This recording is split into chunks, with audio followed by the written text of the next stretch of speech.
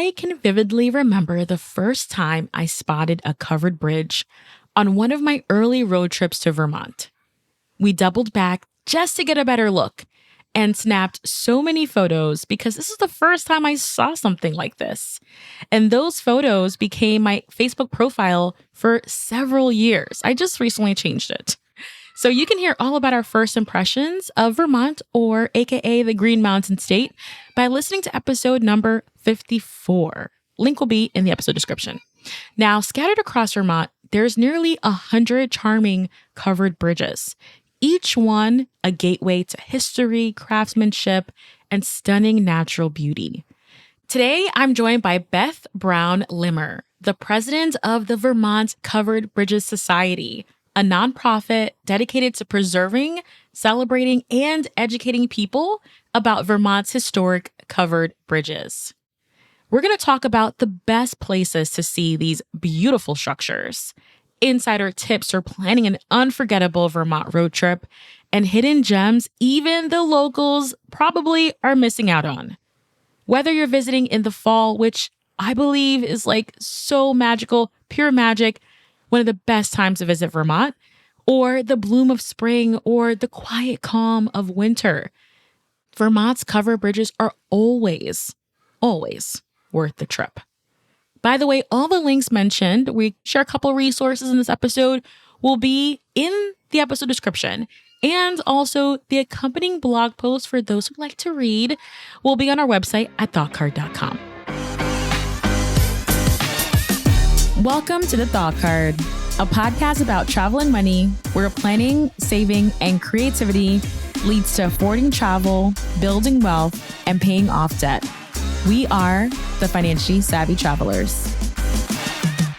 The reason why the covered bridge was built was because they needed to get across a stream or a river or a gully.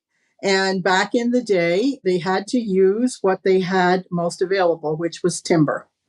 So they put a bridge across the waterway, and then they covered it because they wanted to protect the truss.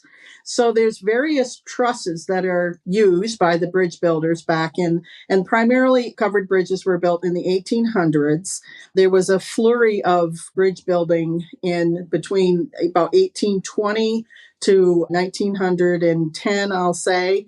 So what they did was they had different trusses that they built, depending on the builder, and then they put the roof over them to protect them from the elements so that the snow, the rain, the wind, all the things that would deteriorate wood would become less of a factor so that the longevity of the bridge could be maintained. You know, I love this just to kick it off because a lot of times visitors are just looking at the beauty and maybe the uniqueness of covered bridge style and aesthetic, but there is a history behind each bridge and there's a story behind each bridge. So we're definitely going to be talking more about that today. So because covered bridges traditionally are so historic, are there new covered bridges being built in Vermont today? There are two that are on the draft table, if you will.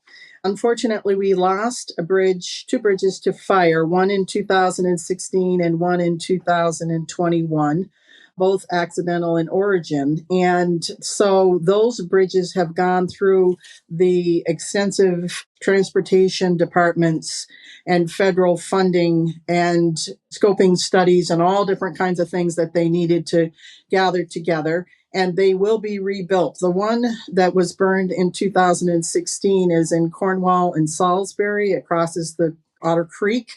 And it was actually supposed to be on a construction schedule for 27, or we hoped 26, but that's not going to happen. And now the federal funding is such that they don't think it will be actually rebuilt until 2031.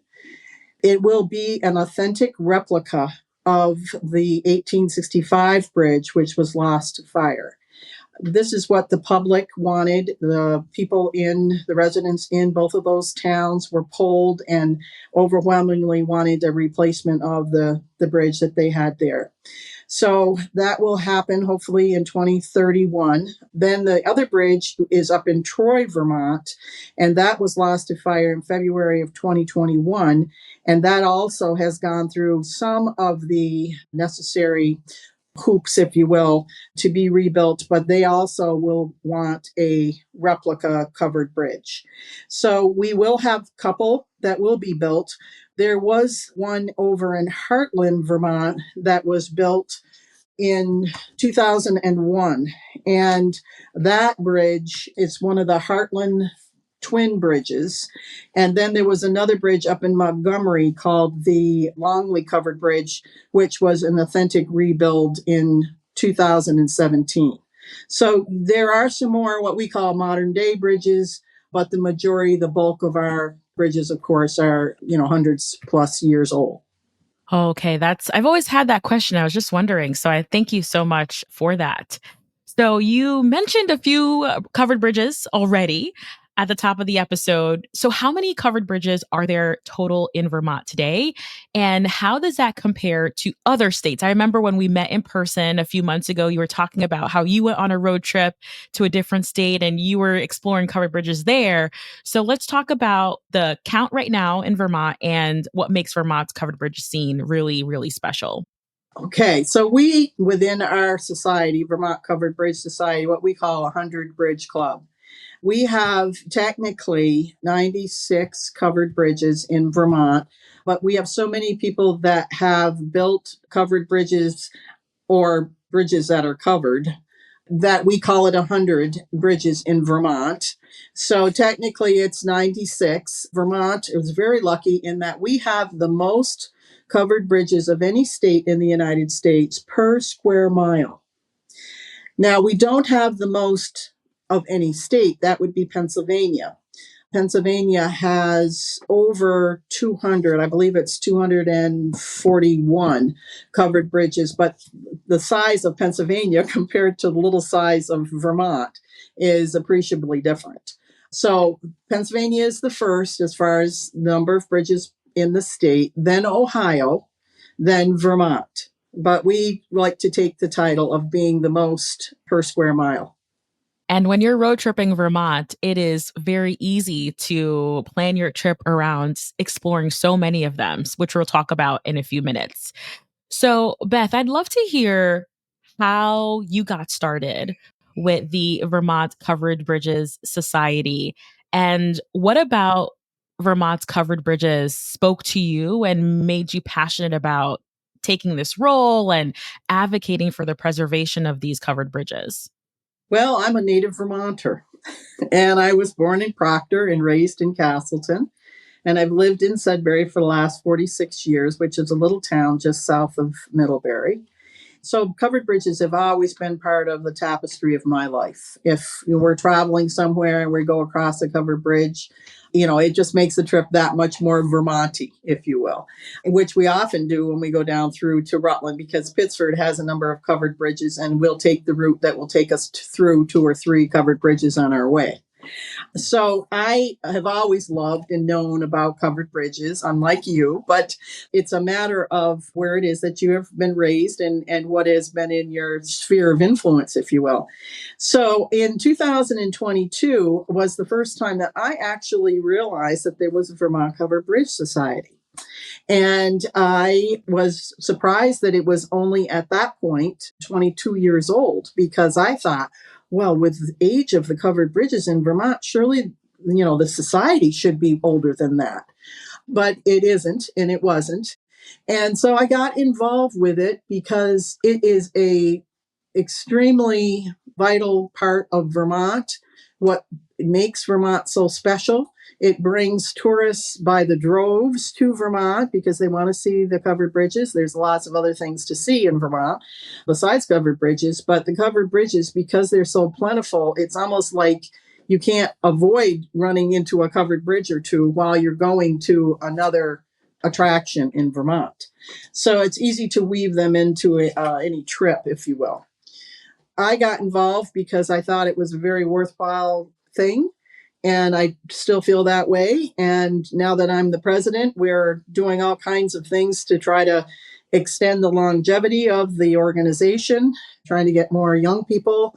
We are collaborating with 4-H, with Boy Scouts, with the youth of Vermont, because they're the ones that are going to be the bridge watchers of the future and take our place. Very, very powerful. And when we met in person, I could feel how passionate you are about covered bridges in Vermont. And I just, again, loved hearing your story here. So I'd love to move today's conversation to the planning piece because I cannot help but always proclaim to the rooftops how much I love Vermont and visit very, very often. And I want our listeners to be able to go out and plan their own road trips and plan their own sightseeing in Vermont.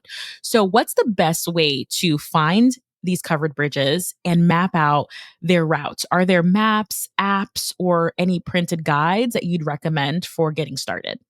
Well, we have a website, which is vermontbridges.org, and there is a lot of resources on there in regards to the bridges, where they are, and also the lost bridges, the bridges that unfortunately we no longer have. So at one time, Vermont had upwards to 500, and 50 covered bridges. So you think in that length of time from, we're going to say 1810, 1820 to now 2025, we have lost about 4/5 of those bridges. One thing that happened that was devastating to the covered bridges in Vermont was a flood that happened in November of 1926, and we lost over 100 covered bridges just in that one 2-day flood. And we've had some floods in the last couple years in Vermont, but fortunately we've not lost any covered bridges as a result. The other thing that happened was there was a tropical storm that came in August of 2011 and took out 4 covered bridges in Vermont, and some of them just took a float down the river, and then they were able to be put back up onto their abutments in their original spot, and a couple of them had to be completely rebuilt. On the website, you'll find out about lost bridges and you'll find about current bridges. So last year, because this year is our 25th anniversary of the Vermont Covered Bridge Society, we stood up an ad hoc committee to do a number of different things.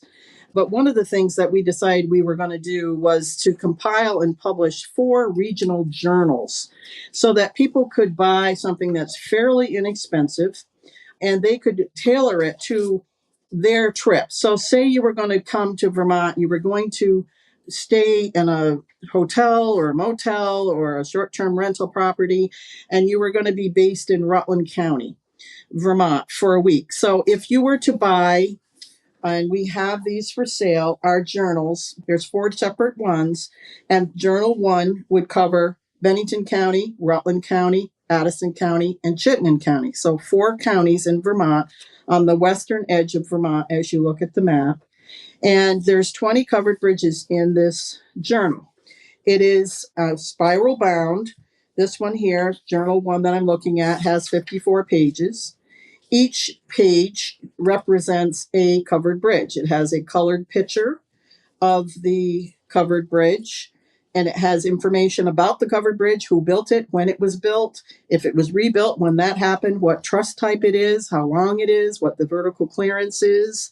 And then it has a fun fact about each of the bridges. And then on the opposite page of the journal is a blank page where we have left it intentionally blank so people can write a story about their trip to this bridge, who was with them, what happened, maybe a funny thing that happened. They can sketch, if they're artistic, they can sketch their own picture of the bridge, any number of ways that you can customize this journal. So why we did this was because we thought this was a great physical souvenir, not very big. It's only 6 inches by 9 inches when it's closed up, but has a nice glossary in it, obviously has a map which shows you which counties are covered in each journal, has a whole section on the trusses that you'll find in Vermont, and it's a way to customize and heighten and enhance your experience of seeing covered bridges. The other thing that we have done is we have put in the front a recommended travel route. For folks that are coming to Vermont, they can start, for instance, in Journal 1, we start you down at the bottom of the state and we work you up through the 4 counties in that journal with a route that makes the most sense time-wise and mile-wise. So you have that as a guide. And also, the other thing that is not in either Ed Barna or Joe Nelson's books, in addition to updating all the pictures that we've done in these journals, is we have put the GPS coordinates, which of course that wasn't a thing back in the late 1990s. So now you have your GPS coordinates and you can easily find them. We are very excited about these. We just got these published and in our hands last month, and we are selling them in face-to-face encounters. We are also selling them. You can get them by emailing Vermont Covered Bridge Society, all written out, all small case letters, at gmail.com. Vermont Covered Bridge Society at gmail.com. I know that there are so many covered bridges in Vermont that offer scenic views and these unforgettable photo opportunities. So, what are some of the ones that, if you are looking for that scenic view, that should definitely be on your wish list when you road trip to Vermont? Well, of course, the first one that comes to my mind when you ask me that is the West Arlington Covered Bridge in West Arlington, Vermont. This is what they call the Bridge at the Green. It is in a very, very scenic little spot. It is actually the image that we use as Vermont Covered Bridge Society in our logo. So there is a covered bridge, and in the background, there's a little white chapel. And this is also the little hamlet in which Norman Rockwell lived when he was a resident of Vermont. And so it's just a very picturesque place. It is supposedly the most photographed bridge in Vermont, and some would say in the nation, because it is so very, very scenic. So that would be definitely one that I would put on the top of the list. Then the other one that I would put on the top of the list is the Taft'sville Covered Bridge. And Taft'sville is a small hamlet in actually East Woodstock. So it's on a major route, Route 4. And as you're coming across from White River Junction and traveling in an easterly direction, you would see the Taft'sville Covered Bridge, which goes across the Ottauquechee River, which is quite a wide river, and it has a waterfall there near the covered bridge, and so it is very scenic. It is actually one of the bridges that's on the front cover of Journal 2. We have 4 bridges that are in the journal, each journal on the front cover, but this is the picture of the Taft'sville Covered Bridge, the portal picture right here on the top. And so that is a very scenic. And then the other one that gets a lot of play in Vermont is the Cornish-Windsor Covered Bridge. It goes across the Connecticut River from Windsor, Vermont to Cornish, New Hampshire. It is the longest historic wooden covered bridge in the United States of America. It is very scenic, and it is very well traveled. It is actually a double barrel bridge. There's 2 lanes of traffic that go through it, one in each direction, obviously. And that bridge, because of its length, because of its history, gets a lot of visitors also. Those 3 would probably be the most photographed in Vermont.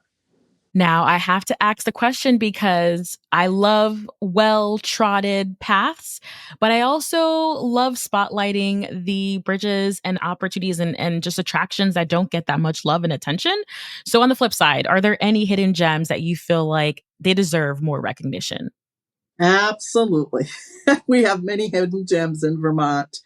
And so one of them in my mind is the Green River Covered Bridge, which is in Guilford, Vermont. This is the most southern Vermont covered bridge. It is in a little hamlet that's about 6 or 8 miles out of Brattleboro, Vermont. Some of it is dirt road to get there, but it has a very nice little neighborhood. There's a little waterfall there with a crib dam, and the bridge was built in 1870, restored in 1995, but it's in wonderful condition. And this bridge is unique in that it was once served as the post office for the hamlet of Green River. There was actually the post office boxes were inside of the bridge. So the mail carrier, of course, would come along and he would deliver all the mail to the different boxes. That's one of my favorites, a hidden gem. The other one is the Cooley Covered Bridge in Pittsford. Pittsford has 4 covered bridges in its borders, within its borders, and the Cooley Covered Bridge was built in 1849 by a very prolific Vermont covered bridge builder by the name of Nicholas Powers. And it's only 50.5 feet in length, but it's red with white trim, and I am a sucker for a red bridge, covered bridge. And because the portals are so deeply cut back, if you look at the side of it, it almost looks like a covered wagon, a little Conestoga covered wagon. So it's a very cute bridge, and it's in Pittsford, as I say, and then you can see the Depot Covered Bridge and the Hammond Covered Bridge and the Gorham Covered Bridge all right there in that town. So if you're going to go see Cooley, then you should really make the point to see the rest of the bridges in the town at the same time. Any other recommendations for hidden gems beyond the Green River Covered Bridge and the Cooley Covered Bridge? Okay, well, I'll take you up to the north. We have privately owned covered bridges in Vermont also, and they are on our 100 bridge checklist, which you can find on our website. There's a one up in Corbett Plains, Vermont. Richard Spalding is the fellow's name that built it. And he built it as a tribute to his great-grandfather, whose name was A.M. Foster. And so it's the A.M. Foster Covered Bridge. And actually, I can show you a really cool thing because we had a poster contest this year to celebrate our 25th anniversary. And the high school, it was open to high school students, and the high school student that they had to depict a covered bridge in Vermont in their drawing. And the one that won is actually, this is the A.M. Foster Covered Bridge that she has designed. So this is the winning poster. So that is a really, and the spot, oh my heavens, the neighborhood that this bridge lives in is outstanding. The views are spectacular, not only to the Adirondacks, but also you can see the White Mountains of New Hampshire from this spot. So this is actually was my last covered bridge. We saw all 100 covered bridges, my husband and I, in 2022, because we thought, well, if we're going to be members of the Vermont Covered Bridge Society, we better go see the covered bridges. So we saw them all in one year, and this was the last one that we saw, and it was a beautiful day, actually in November, early November. And I was like, oh my heavens, I'm so glad I saved this one for last. Unbeknownst to me, I didn't realize it was as spectacular as it is. I love that. And I love that you have a checklist. I'm going to make sure to include that in the episode description and the accompanying blog post for folks because I love a good checklist. It just keeps me on track and accountable and Yeah. keeps all the memories intact, which I really do And love. it's divided out into counties. So it's, Excellent. each county as you go, you can check off. Right. Excellent. Excellent. Now, we have to talk about fall because I can imagine a lot of people are heading to Vermont to see and experience the fall foliage. But before we do that, though, I want to talk about safety and etiquette because I know there's a lot of places throughout the world that they're beautiful attractions, but how you see them and how you go about seeing them is really important. I've seen covered bridges in Vermont that there's not really a lot of side road or there's not really a lot other than just going through the bridge. So can we talk a little bit about safety, etiquette, and what's the best way to get out of our cars and to experience the covered bridges in person? Well, you're right. There's several bridges in Vermont that don't have very good pull off from the actual traveled lane for the car to park. Some of them are pretty good, like the Martin's Covered Bridge in Marshfield. They have actually made a parking space. It's that bridge is actually in a little community park. So, I mean, parking is not an issue. But yes, you need to be off the traveled lane as best you can be, but realizing that people that live in the area are very, very used to having people stop at the covered bridges to look at the covered bridge. So they kind of have their antennae up when they round the corner or come down over the hill that somebody might be at the covered bridge. but pull off as best you can. Obviously, it's not a place that you would linger for any great length of time. Usually people, and I know when we go to see covered bridges, in other states as well as in Vermont, you're usually at the bridge to get pictures and to look it over. It would take maybe between 10 and 15 minutes on the outside to look over the neighborhood and look over the bridge itself and all that kind of stuff. So people understand that people aren't going to be parked there for, a half a day or anything like that. The other thing is that you have to obviously watch for traffic because 75 of our 100 covered bridges are still on traveled routes. We have a few that are bypassed, which is nice because then they usually do have a parking area and they are in a park and you can spend time looking at the truss and that and this and that. But when you're in a bridge that is also trafficked, you need to be aware of the fact that traffic may be coming and you're not standing in the middle of the bridge when your car may be coming, obviously for safety purposes. The other thing to understand is that when people are coming from sunlight into a covered bridge, it's dark in there. And so unless your eyes can quickly adjust, you need to be sure that you're on the side of the bridge because drivers can be momentarily blinded by the fact that, oh, now all of a sudden, I was out in the bright sunshine. Now I'm in this dark bridge and not see people. If you have a safety vest or any kind of a fluorescent, anything like that, especially if you're there during the early hours of the day or in the evening hours of the day, because obviously one of the great things about covered bridges is you can see them 24 hours a day if you want. There is a bridge up in Stowe called Emily's Bridge, also called Stowe Hollow or Goldbrook Covered Bridge, and it is supposedly haunted. And because Stowe is such a popular area for people to go in Vermont, this bridge is often visited at night because people want to see the ghost of Emily, supposedly, and this and that. And so it can be a real, a safety hazard for sure, unless you've got some kind of reflective something on when you're in the vicinity of a covered bridge. Very helpful. That just kind of came to me off the cuff because I have definitely been to covered bridges. I'm like, for example, the one when you're driving to Burlington, when you're driving by the Shelburne Museum, there is a covered bridge there. And I didn't necessarily see any place to stop, especially it was during the off season because it was wintertime. So the museum was closed and I didn't see any. So I just kind of just passed it by. And it's kind of brought me back to, okay, we have to talk about safety. We have to talk about just making sure we're precautions. Absolutely. And that bridge is a beautiful bridge on the grounds of the Shelburne Museum. That bridge was actually moved in 1955, 54 from Cambridge, Vermont. The woman that founded the Shelburne Museum, Electra Havemeyer Webb, bought the bridge. It was dismantled and it was taken in pieces down there and re-erected. And that bridge is a double barrel bridge, meaning two lanes, and was actually the entrance to the Shelburne Museum for a number of years.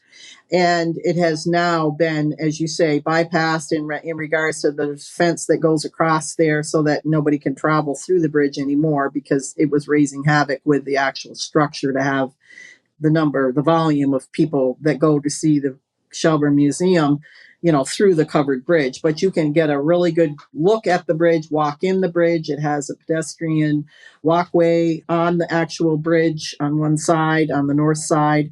And so people that are visiting that museum will just revel in the length of time that they can spend in that covered bridge. And it's really a beautiful thing. But as you say, when you are driving by, there is no place to pull off there. The better thing to do is to go to the Shelburne Museum when it's open. Exactly. Another trip. There you go. And then you can see it and see everything else that's there. I absolutely love that. Well, Beth, as we wrap up, for someone who wants to get started planning their trip to Vermont and definitely wants to see some of these covered bridges on their adventure, what would you say to them? Where would you start? Any last piece of advice for them? Go to our website or buy our journals. Now, if you buy them now, then you can study them up. And when you're coming, say you're going to be in Waterbury, okay, so you would have the journal for the Waterbury area and you would know what the bridges are that you're going to be seeing. And so you can prepare. And we always do this when we are out bridging. We plan our route and we know what bridges we're going to go to. And we travel in a motorhome, so we have to be able to turn that around. Many times the clearance is such that you can't get through the actual bridge. So you also need to consider what vehicle you're going to be bringing when you come to Vermont. And we do have a lot of course, people that travel in motorhomes and trailers and camping equipment type vehicles. But be aware of the fact that some of these bridges in Vermont have a low clearance. The Pulp Mill Bridge in Middlebury that I just mentioned a few minutes ago has an 8-foot clearance. So there's even, some not very high vehicles that are not able to get through that bridge safely.